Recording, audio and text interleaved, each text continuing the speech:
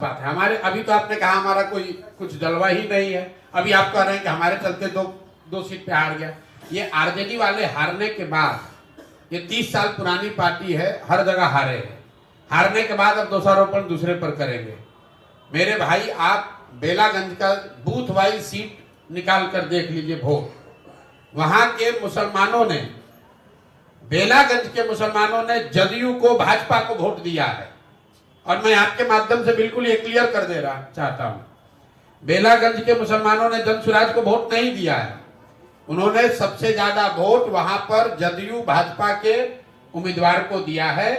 आप booth wise जो बेलागंज के बड़े मुस्लिम गांव हैं वहां पर जो वोट पड़ा है उसको निकाल कर देख लीजिए। तो अगर राजद वाले ये कह रहे हैं अगर हम लोग इमामगंज में चुनाव नहीं लड़ते तो मांझी जी को जो 55,000 वोट मिला है, एनडीए के कैंडिडेट को सबसे कम वोट कहां मिला है? इमामगंज में। बाकी हर जगह एनडीए के उम्मीदवार को करीब करीब 70,000 वोट मिला है। एकमात्र इमामगंज ऐसी सीट है जहां पर एनडीए के उम्मीदवार को 55,000 से कम वोट मिला है। तो हम लोग का अपना आकलन यह है कि जो वोट जनसुराज को इमामगंज में मिला है उसका 2/3 हिस्सा वो था जो मांझी जी को वोट मिल सकता था। कुछ हिस्सा जरूर राजद का आया होगा। अगर इमामगंज में हम लोग नहीं लड़ते तो राजद वहां और बड़े अंतर से हारती, कम से कम 25-30 हजार से हारते ये लोग। बिहार में जो परिणाम आया है, जीतने वालों को बधाई। और जनता का जो निर्णय है वो नीतीश कुमार और भाजपा की सरकार के समर्थन में लोगों ने वोट दिया है। तो जो सरकार चल रही है, जिस तरह से चल रही है, जनता का उसमें विश्वास है, तो वो सरकार चलती रहे। हम लोग अपना जो प्रयास कर रहे हैं वो प्रयास आगे करते रहेंगे।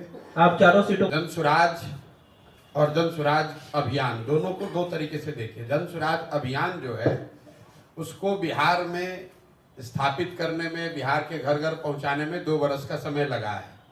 बहुत लोगों ने जब अभियान की शुरुआत हुई तो ये कहा कि बिहार में तो कोई इसकी जगह ही नहीं है, कोई इसको मानेगा नहीं, कोई सुनेगा नहीं।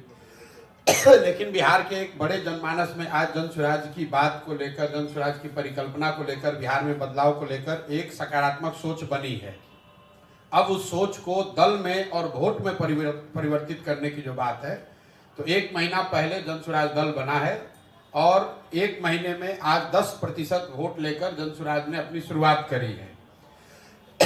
आपको जस्ट कॉन्टेक्स्ट के लिए बता दूं, मैं ये नहीं कह रहा हूं कि 10% वोट बहुत बड़ा वोट होता है, लेकिन बिहार में भाजपा यहाँ देश की सबसे बड़ी पार्टी है, उसको 21% वोट है। पिछले विधानसभा में भाजपा को 19.6% वोट था। राजद को 20% वोट मिला है, जदयू को 11% वोट मिला है, जनसुराज को 10% वोट मिला है। और इससे बहुत बेहतर हो सकता था, लेकिन जनसुराज दल 1 महीना पुराना है, सिंबल 10 दिन पुराना है, कैंडिडेट नए हैं और उन क्षेत्रों में चुनाव हुआ है जहां पर जनसुराज की पदयात्रा नहीं हुई है, जनसुराज पार्टी का कोई संगठन नहीं है। ये कोई एक्सक्यूज नहीं है, इससे बहुत बढ़िया प्रदर्शन हो सकता था, लेकिन जो है इसको देखेंगे और इससे और बेहतर कैसे करना है उसके लिए पूरी तरीके से प्रतिबद्ध हैं। 10% आया है, अगर 1% भी आता तो भी हमारे अपने प्रयास में, हमारे कमिटमेंट में, बिहार को सुधारने के जज्बे में, उसमें 1% की भी कमी नहीं आने वाली है।